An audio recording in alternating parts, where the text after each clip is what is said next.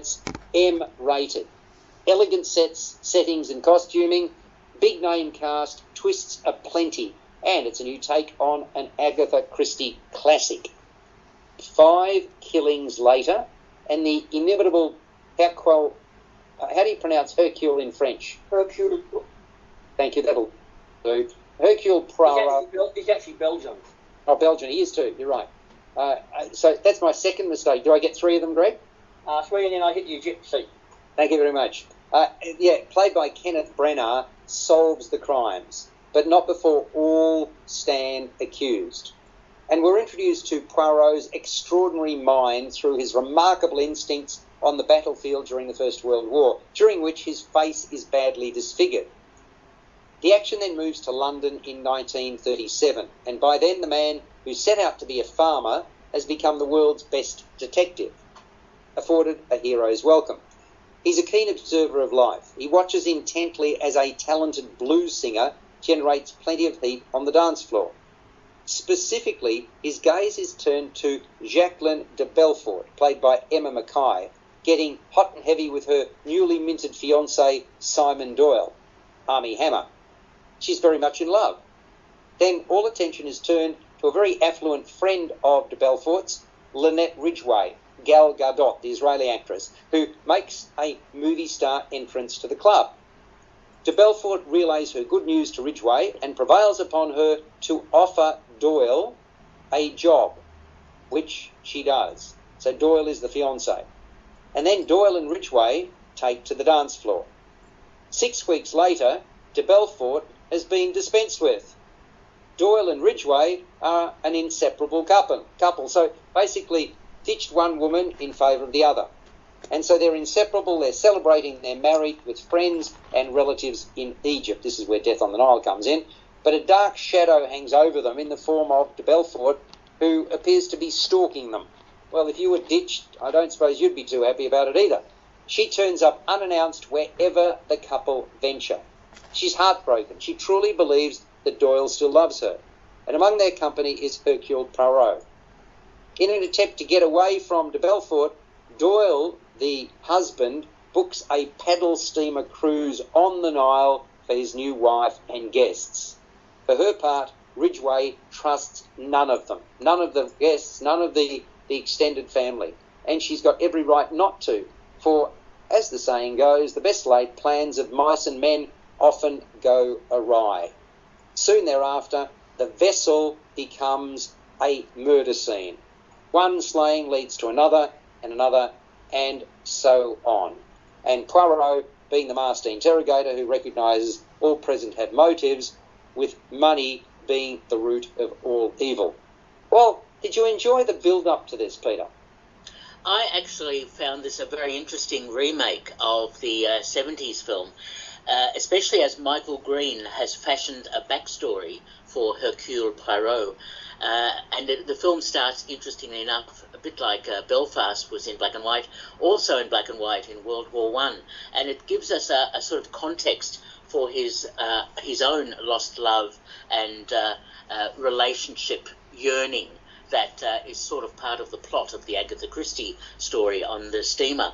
So I think also introducing people of colour like Sophie Okonedo and broadening out that sort of palette, if you like, in terms of the actors in the film, I think has also done a very good job in improving the original film.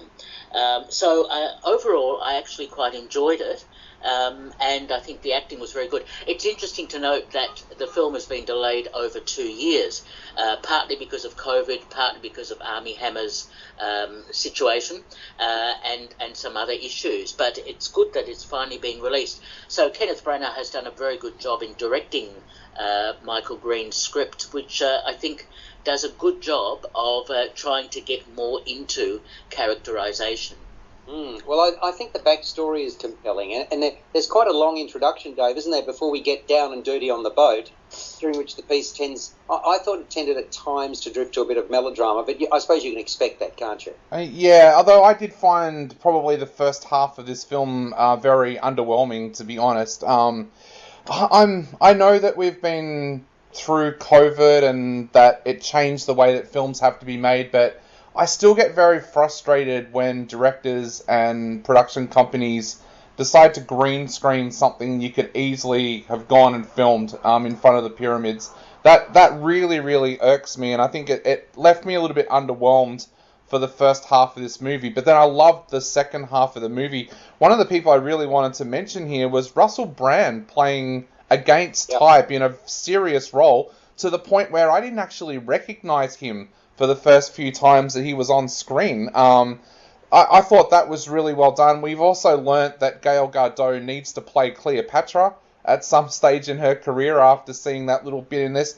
But look, I think this is a movie that it felt like it was in sections, and I guess it kind of was because of the settings, but I just felt that the opening I loved, but then I thought it was very underwhelming when it first got back to Poirot and Book being together, but then it picked up in the second half again. So yeah, I don't know. I don't know whether I felt that it ran just a little bit too long or not, but I just felt that the middle section of this film was lacking a little bit.